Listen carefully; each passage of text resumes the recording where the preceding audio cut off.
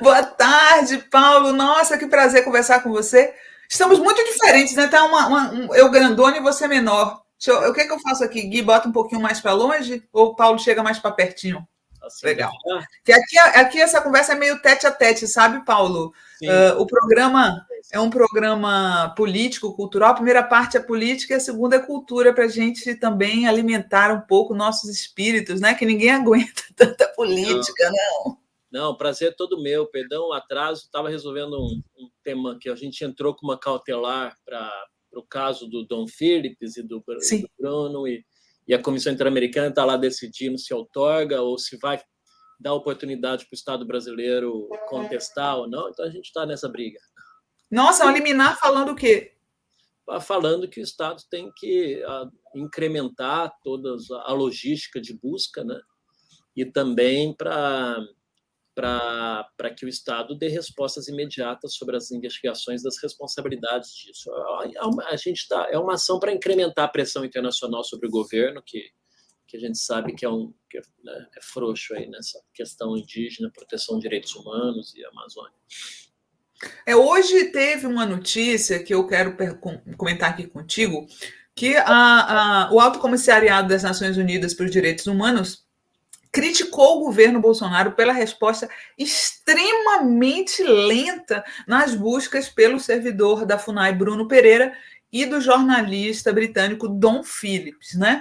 E aí o Bolsonaro já respondeu dizendo que está fazendo uma busca incansável.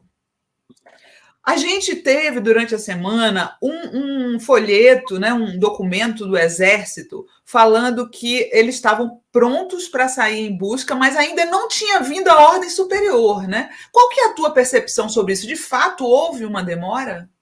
Sem dúvida. O governo brasileiro ele se omitiu nos primeiros dias e a experiência demonstra que, em matéria de desaparecimento, as primeiras horas e os primeiros dias são cruciais e são determinantes. Né?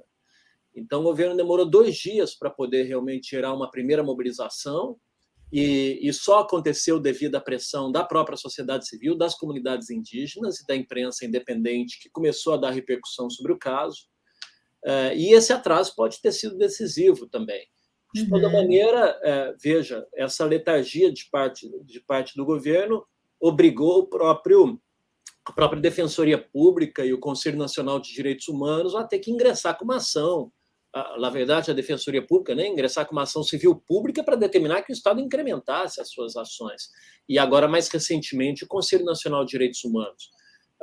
O acompanhamento que nós temos feito do caso, até mais ou menos 2 dias atrás, as comunidades indígenas que têm muita proximidade com o Bruno, porque trabalhavam com ele lá, né, criticaram que não estavam identificando realmente os dispositivos logísticos que o governo supostamente alegava que estava utilizando. E aqueles que haviam sido disponibilizados eram insuficientes para o desafio territorial da região amazônica. Né? E nós estamos falando de uma região de fronteira. Em um governo sério, imediatamente se dispararia um pedido de cooperação jurídica internacional, tanto com o Peru quanto com a Colômbia, porque Sim. Ninguém sabe se ali atuam grupos organizados do tráfico internacional que têm natureza transnacional. Então, os responsáveis dessas ações podem ter fugido para o outro lado da fronteira frente à repercussão internacional. Então, nós não temos nenhuma notícia até agora se o governo brasileiro acionou a polícia da Colômbia, acionou a polícia do Peru, se já formalizou um pedido de cooperação internacional. Então, é uma lástima a maneira muito pouco incisiva e que as autoridades brasileiras estão demonstrando para enfrentar uma questão ao qual os alertas já estavam dados. Né? As ameaças que o Bruno sofria já eram de conhecimento público das autoridades e também a própria Comissão Interamericana, o sistema internacional, há mais de 3 anos está fazendo recomendações objetivas às autoridades brasileiras para poder aumentar o regime de proteção das pessoas defensoras de direitos humanos, dos líderes ambientais, denunciando o desmonte da FUNAI como institucionalidade protetora dos povos indígenas, denunciando o desmatamento, denunciando a atuação do crime organizado na área, e que medidas substantivas ou que programa foi anunciado nesses últimos 3 anos, né, de uma operação especial da Polícia Federal ou de alguma atuação, alguma força-tarefa do Ministério da Justiça nesses últimos 3 anos. Então, é uma omissão completa que agora foi preciso um caso de um estrangeiro dentro do Brasil para gerar uma comoção, né, enquanto que os nossos líderes sociais seguem sofrendo as agruras das intimidações permanentes nos territórios onde eles atuam para poder lidar com essa situação das irregularidades, do desmatamento, tanto da exploração mineral irregular, ou de madeira, ou desmatamento, ou do tráfico internacional nessa região. A impressão que a gente tem vendo de fora é que o Bolsonaro, né? Ontem o delegado Saraiva falou aqui que se fosse só o funcionário da FUNAI, infelizmente, não teria essa repercussão toda, né? Olha que coisa triste a gente pensar nisso. Mas mesmo tendo um cidadão britânico, parece que o governo não está nem aí para a repercussão internacional de uma coisa horrível dessas, né? Imagina, hoje eles encontraram esse chão de terra batida, parecendo que enterraram pessoas e cobriram. Na possibilidade de terem feito isso, gente, é muito ruim para a imagem brasileira. Já está ruim, né, Paulo? Não. De fato, a nossa imagem externa ela está muito comprometida, né? O Brasil sempre foi um país líder na questão ambiental global. E nós perdemos essa liderança exatamente por por precariedade ou despreparo, né, das linhas políticas, da linha da política exterior desse governo, e nós perdemos muito. Agora o governo, dentro de um contexto eleitoral, está tentando reverter. Veja que nos chamou muito a atenção que o governo tenha disparado agora campanhas em inglês sobre as medidas de proteção à Amazônia, para tentar reverter, junto aos olhos da comunidade internacional, a visão crítica sobre essas omissões. Na verdade, existe muito pouco espaço para essa reversão, depois de 3 anos e meio de discurso e de ação e de omissão, né? Desde a época do ministro Salles, no Ministério do Meio Ambiente, passando pelo desmonte da FUNAI, passando pelo desmonte do IBAMA, passando por todas as declarações estigmatizadoras e discriminatórias que o Bolsonaro, como máxima autoridade do país, sempre deu. Então, essas coisas estão sedimentadas nos registros dos organismos de monitoramento internacional, seja no sistema ONU. Você vê que agora a própria oficina do Alto Comissariado da ONU também saiu com essa crítica. A União Europeia, nós sabemos que o tema já está em circulação também, e se não houver respostas suficientes, certamente haverá aí algum tipo de preço que nós vamos pagar, porque... Sanção? Onde é que isso repercute? Né? Repercute na participação do Brasil em foros de cooperação internacional, repercute no próprio ingresso de recursos globais que existem para fins de preservação ambiental. Os Estados Unidos tinham bloqueado apoio ao Brasil nessa matéria, e agora o Biden declara, nesse encontro com o Bolsonaro, que vai enviar 12 milhões de dólares para a proteção da Amazônia, né? E nisso eu estou totalmente com a declaração da Sônia Guajajara, dizendo que isso é um recurso ínfimo, né? É quase uma vergonha falar em 12 milhões de dólares para a Amazônia brasileira, peruana, colombiana, né? Então, em razão do território internacional. Então, talvez essa notícia do governo americano enviar esses 12 milhões como decorrência do encontro com o Bolsonaro, a gente nunca sabe até aonde alcançou os bastidores para poder viabilizar esse encontro, né? Ela tenha por detrás uma perspectiva crítica também, né? Porque para os Estados Unidos, 12 milhões, eles sabem que é pouco, Mas talvez preferiram, não, mas para também o Bolsonaro não sair de mãos limpas, a gente declara vazias, né? Totalmente vazias, limpas não tem, né? Mãos vazias, deixá-lo noticiar 12 milhões de apoio, porque uma medida séria do governo dos Estados Unidos, esse montante seria muito maior. Olha só, o Mário Antônio Soares está mandando aqui. Boa tarde, comunidade. Estamos juntos na luta para derrubar o Bozo e teus seguidores. Grande abraço de Cariacica. Paulo, há algum tempo eu tenho me preocupado com uma questão. A direita, né, falava o PT vai transformar o Brasil numa Venezuela. E, por outro lado, a esquerda falava que o Bolsonaro ia transformar o Brasil numa Ucrânia. O que eu tenho visto nos últimos anos é que o Brasil está se transformando mesmo em Honduras, né?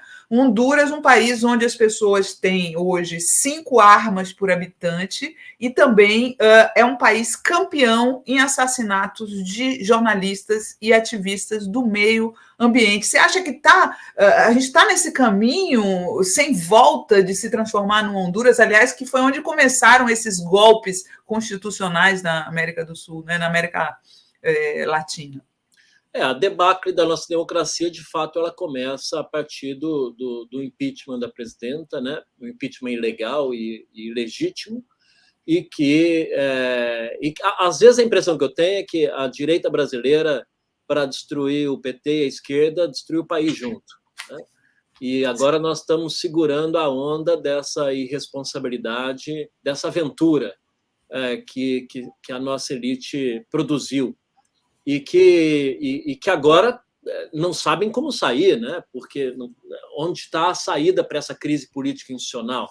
Esperamos que esteja nas próximas eleições, mas quando as ameaças à nossa democracia ela começa a ser formulada, né, e verbalizada desde o Palácio do Planalto, isso requer da nossa parte, obviamente, uma atenção muito especial. O Brasil está perdendo os seus principais ativos de prestígio internacional. Um país que defendia o meio ambiente, um país que defendia o diálogo global, mediação pacífica dos conflitos, um país que defendia, diante até da sua própria experiência, políticas de segurança pública cidadã, né? Chegamos a um certo momento até pensar nós fizemos um plebiscito sobre restrição de uso de armas no Brasil. Então, nós perdemos os principais referenciais que constituíam esse nosso ativo, que ajudava a capitalizar a nossa posição global. O governo Bolsonaro radicalizou de maneira acelerada, né, esse processo de destruição, e talvez a sua comparação com Honduras seja realmente muito pertinente, né, porque é um país que viveu uma transição do seu conflito armado dos anos 80 muito mal resolvido, e nisso a nossa transição também é um pouco capenga, né, porque ela não responsabilizou os militares responsáveis pelas graves violações de direitos humanos durante a ditadura, mas com uma muito baixa institucionalidade democrática. Então, com um sistema de justiça controlado, com uma sociedade armada, com uma profunda instabilidade política, né? Mas também lá existe esperança, assim como aqui tem. A eleição da primeira mulher presidenta em Honduras, do campo da esquerda, com um grande respaldo social, também não deixa de ser uma mensagem de basta daquela sociedade, buscando por um outro modelo, né? De um esgotamento, de um cansaço.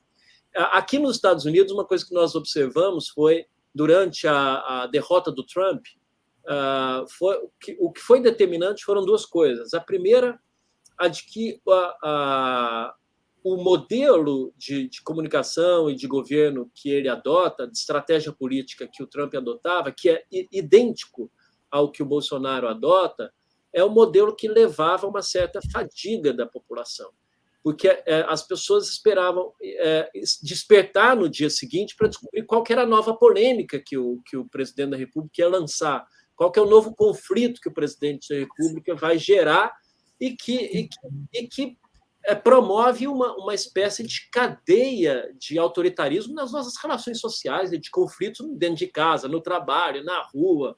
Exato. E os americanos, uma análise muito interessante é que as pessoas não reelegeram Trump porque estavam cansados, não aguentavam mais 4 anos com esse grau de tensão social e de animosidade social, né?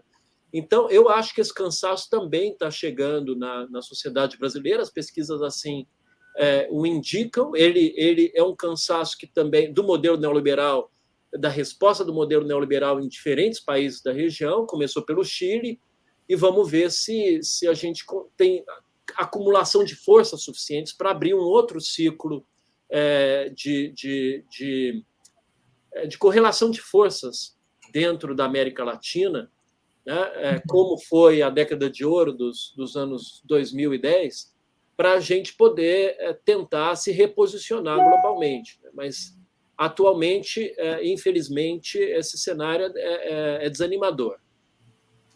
Hoje, eu queria mostrar aqui para você e para as pessoas que estão nos assistindo, o Bolsonaro teve com o Biden e falou o seguinte, tá? Vou ler aqui. Neste ano, temos eleições no Brasil e nós queremos, sim, eleições limpas, confiáveis e auditáveis, né? Ele usa sempre esse termo.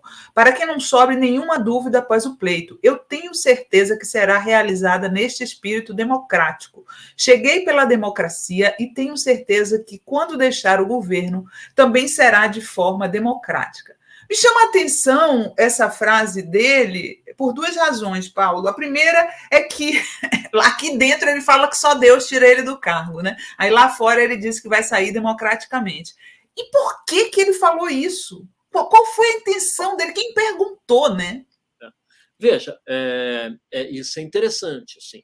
As organizações da sociedade civil brasileira fizeram uma muito forte pressão prévia ao encontro do Biden com Bolsonaro. Foi enviada uma carta que chegou na Casa Branca, que exigindo do governo americano que cobrasse do Bolsonaro uma posição firme em defesa da democracia e uma garantia de que as eleições serão realmente livres e respeitadas, né? Garantia da integridade do nosso sistema eleitoral. E essa carta chegou, bom, o dia seguinte, o Jake Sullivan, que é o assessor para a segurança nacional da Casa Branca, já estava falando para a imprensa que perguntava, esse encontro vai ser um encontro para poder passar panos quentes na imagem do Bolsonaro, para prestigiá-lo e ignorar as ameaças que ele tem feito? E ele respondeu, não, nesse encontro Biden falará sobre esse tema. E depois, então, agora vem o Bolsonaro com essa declaração, o que é um indício muito forte de que, efetivamente, esse foi um tema debatido.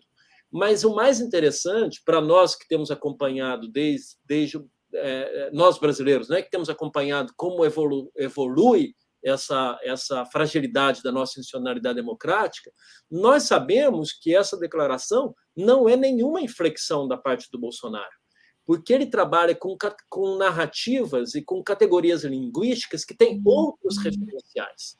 Então, quando ele solta essa frase e inclui lá vamos ter eleições limpas, transparentes e auditáveis, ele já sabe o que ele está falando.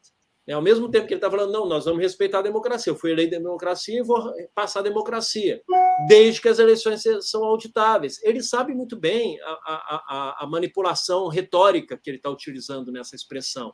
Talvez, mas para fora, uma declaração dessa tem o objetivo diplomático de tentar desviar, neutralizar ou desmobilizar a comunidade internacional da atenção que ela tem que dar sobre o nosso processo eleitoral nesse momento, né? E eles estão sentindo isso.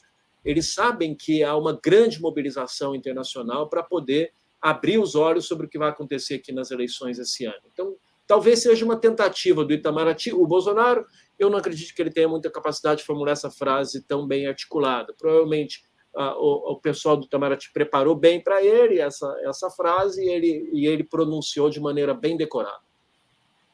A Luciane de Campos Silva fala, senhor Paulo, aqui no interior de São Paulo é comum nos júris populares os promotores dizerem direitos humanos para humanos direitos. Esse judiciário tão elitista contribui para passar a boiada nos direitos humanos. Concorda? Concordo. Por mais complicada que seja a situação que nós vivemos hoje, eu sempre defendi a tese de que o mais conservador dos poderes é o poder judiciário. por natureza, em primeiro lugar, porque é um governo que é um poder que aplica a lei ela é estabelecida a partir de expectativas de comportamentos que se espera, né? Então, e que são fixados num momento do tempo, e a ordem jurídica nem sempre acompanha as mudanças sociais. Então, o Poder Judiciário ele vai se pronunciando a partir de normas referenciais, normas legais, que foram fixadas num tempo passado, e nem sempre refletem o presente. Então, ele por sua natureza, é conservador. Mas eu estou querendo dizer mais do que isso, né? Que o modelo dos nossos concursos públicos, o modelo do nosso ensino jurídico e a elitização da ocupação do judiciário, que sempre foi feito também por uma espécie de sucessão familiar das elites brasileiras, empurra esse órgão ser ocupado por pessoas que têm uma perspectiva muito pouco popular do mundo, né, e da vida social.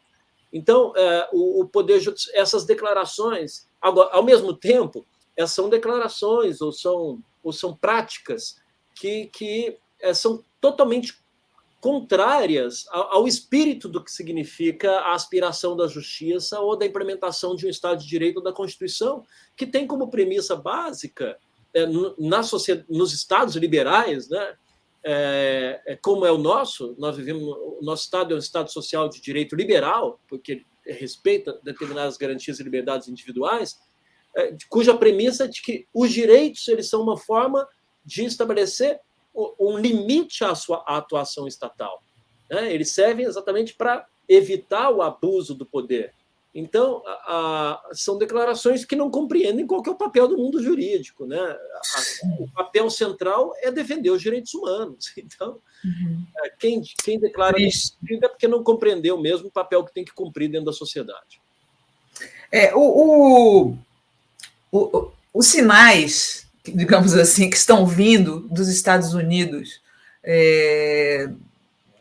sobre uma possível desestabilização do Brasil pós-eleitoral, né?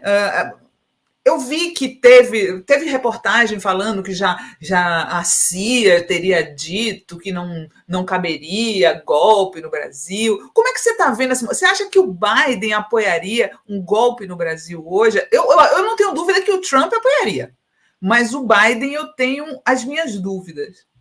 Veja, eu acho que, em primeiro lugar, o que nós precisamos olhar é como é que vai funcionar nossas próprias instituições. Assim. A tendência da comunidade internacional é medir a correlação de forças dentro do próprio país. Né? Então, acho que a gente tem que estar suficientemente mobilizado para defender nossa própria institucionalidade democrática. Veja o exemplo recente da Bolívia, que, apesar de ter sofrido um golpe, e esse golpe ter sido apoiado desde os países centrais, né, inclusive com a participação da OEA, e a sociedade, a correlação de forças mudou dentro da sociedade e a sociedade recuperou a sua própria democracia por meio de eleições e de maneira pacífica, o que é historicamente exemplar, porque na nossa região ou as mudanças, os processos de redemocratização ou se dão por ruptura, como aconteceu na Argentina, ou se dão por processos de acordos políticos, como foi no Brasil. Né? E a Bolívia mostrou uma recuperação dessa sua institucionalidade democrática a partir de mobilizações sociais que geraram um processo de consciência social crítica em relação ao que tinha passado no golpe de 2019. Então, em primeiro lugar, depende de nós. Em segundo lugar, na ação do governo americano, você tem que saber dividir o que é ação objetiva do governo do momento e o que é ação do deep state, da burocracia profunda. E essa burocracia profunda ela foi muito impregnada por setores conservadores trumpistas. Né? Então, a gente tem que estar atento sempre para essas duas dimensões. Não é diferente no Brasil. Né?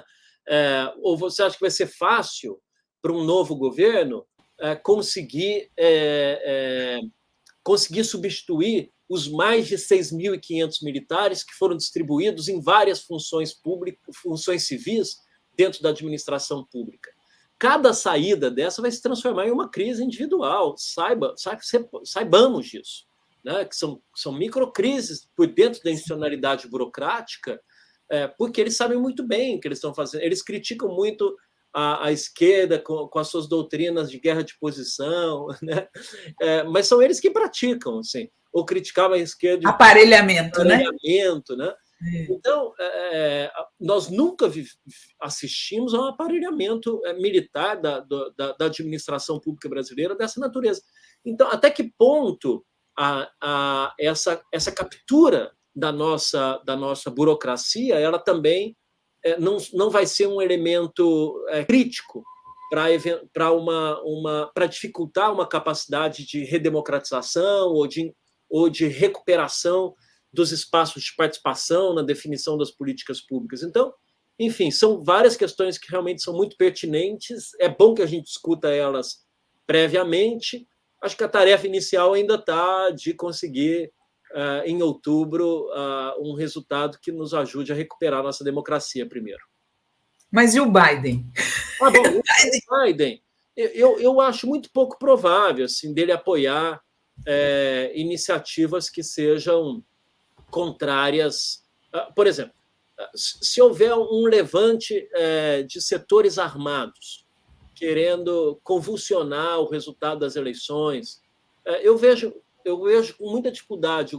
Eu não vejo o governo, para ser bem sério, eu não vejo o governo americano apoiando uma iniciativa dessa dentro do Brasil, ou se fosse explicitamente uma ação militar, aí ainda menos o governo americano apoiaria, né? Porque, enfim, essas lógicas de desestabilização de democracias na região, dentro do marco das disputas das disputas globais, né, como da geopolítica global, elas não acontecem de maneira assim tão explícita, né? Elas acontecem mais no plano dos bastidores, de outras negociações. Então, uma tentativa de golpe explícito, ela não receberia o apoio explícito do Biden. Isso seria, eu acho que ele seria muito fortemente cobrado internamente dentro dos Estados Unidos, que tem uma sociedade civil forte e que tem muita capacidade de influência especialmente sobre a posição do Partido Democrata. E a agenda do Biden, ela é muito oposta do Bolsonaro, né? Em todos, assim, em termos de costumes, principalmente, é bem oposta, né? Agora, por exemplo, ele está lá se colocando contra a criminalização do aborto pela Suprema Corte, né? O Bolsonaro iria concordar completamente. Eu acho o Biden uma pedra no sapato, para nossa sorte, do Bolsonaro nesse momento. O Partido Democrata ou a esquerda americana, ela é muito muito firme em algumas questões de princípio. E um deles é a agenda de direitos humanos, porque eles se forjaram na luta pelos direitos civis durante os anos 70, cresceram e se fortaleceram aí, né? Então, toda a agenda de discriminação à comunidade LGBTI, de proibição ou de tentar criminalizar os direitos sexuais e reprodutivos das mulheres, né? Ou de afirmar padrões racistas no funcionamento dentro da institucionalidade do Estado. Essa agenda, de fato, quando acontece uma mudança de um governo republicano para um governo democrata nos Estados Unidos, essa é uma agenda que é uma agenda de princípios, né? E nisso realmente eles se confrontam diretamente. Mas o projeto do Biden hoje passa também por um projeto de economia verde e por um aceleramento de novas tecnologias para vários campos, né? Inovação tecnológica. Nisso, eu acredito que uma eventual mudança de governo no Brasil, esses três temas são temas que, numa eventual mudança de governo no Brasil, facilitará uma aproximação entre o governo americano e o governo brasileiro. Agora, nós não podemos ignorar, ao mesmo tempo, a desconfiança histórica que a esquerda latino-americana tem em relação ao governo dos Estados Unidos, independentemente se o presidente é republicano ou democrata. Porque a gente sabe que já aconteceu no passado, né? E gato escaldado. Pode continuar acontecendo. Então, sempre vai ser uma relação.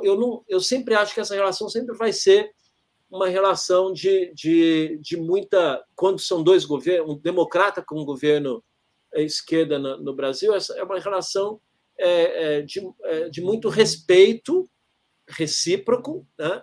Não necessariamente de confiança absoluta, porque não pode ser, ou seja, os interesses americanos não necessariamente são os interesses brasileiros, né? Mas que pode ter convergências na agenda internacional. Isso que eu acho mais interessante, né? E, de alguma maneira, o governo americano está muito interessado de que o Brasil se afaste da Rússia, né? Porque eles precisam reafirmar a liderança hemisférica deles nesse momento, especialmente nessa nova conformação de uma bipolaridade americana de um lado e sino-russa de outro, né? E também diminuir a influência econômica da China na região, né? Então, são duas ações que empurram o governo americano a estar mais aberto a um diálogo sincero com o Brasil. E eu acho que isso já está acontecendo agora com o próprio governo Bolsonaro. Então, imagina quando chegar um governo que possa ter mais identidade com outras questões programáticas. Você tinha me falado que tem uma movimentação aí pela garantia da democracia no Brasil, agora em julho, é isso?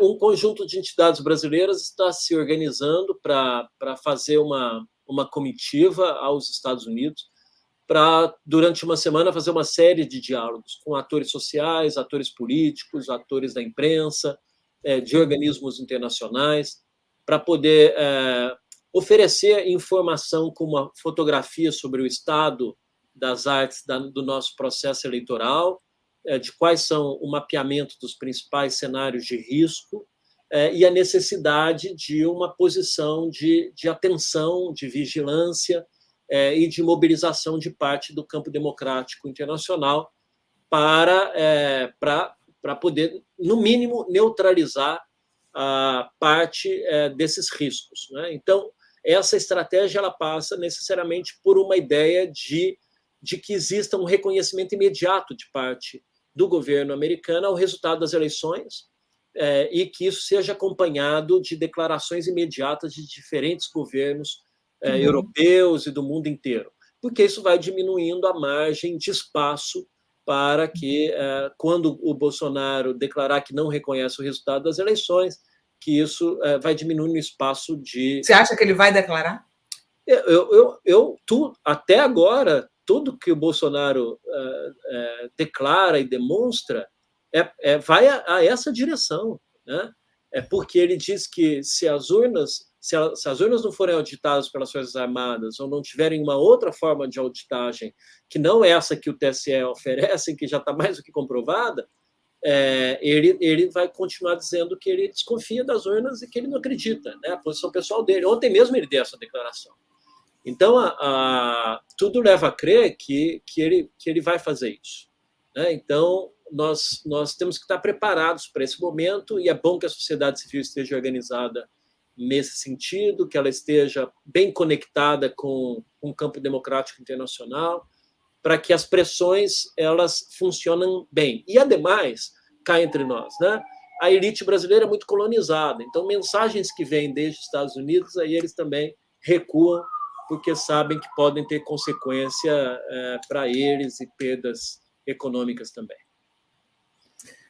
Paulo, não posso deixar de você passar por aqui e não perguntar para você sobre a questão que me preocupa muito como esquerdista brasileira, que é a questão dos direitos humanos na Nicarágua, né?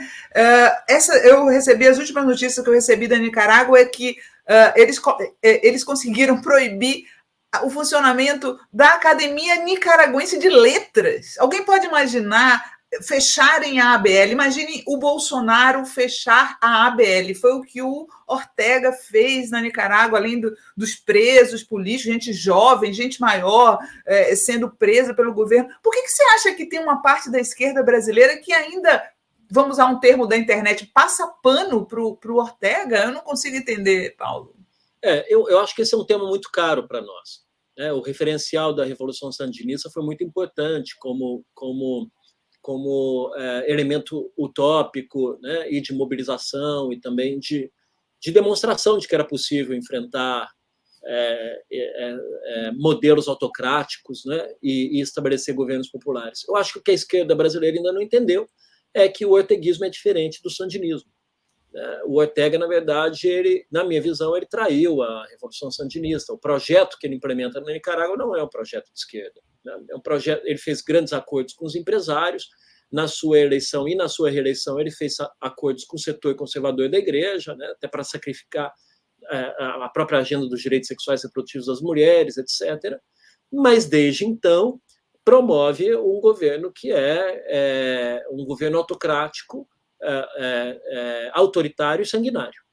Eu estive presente dentro do país, chefiei 2 missões de observação de direitos humanos em terreno, instalei um grupo de investigação internacional dentro da Nicarágua, quando eu estava na Secretaria Executiva da Comissão Interamericana de Direitos Humanos, e pude constatar com os meus próprios olhos o que modelo é esse que está lá. E para mim foi muito importante entender isso. Claro. A Nicarágua hoje é um país que criminalizou e proibiu todos os partidos políticos de oposição, prendeu todos os líderes da oposição, todos os candidatos que tinham viabilidade eleitoral, mandou fechar todas as organizações de direitos humanos. Agora, recentemente, fechou 50 organizações e associações de defesa dos direitos das mulheres. Quando eu estive no país e no meio dos protestos sociais, constatei, e nós acompanhamos com registros de documentação na sequência, a ação da polícia do Estado na execução de atirar para matar nos manifestantes, né, causando 328 mortes nas manifestações, prendeu mais de 1.800 pessoas de maneira arbitrária, porque estavam se manifestando contra o governo, e eu estive dentro das prisões, né, dentro da missão humanitária, até conseguimos liberar alguns desses presos naquele contexto, depois o governo parou com essa liberação, e escutei e vi diretamente a situação dos presos e as sequelas de tortura no corpo.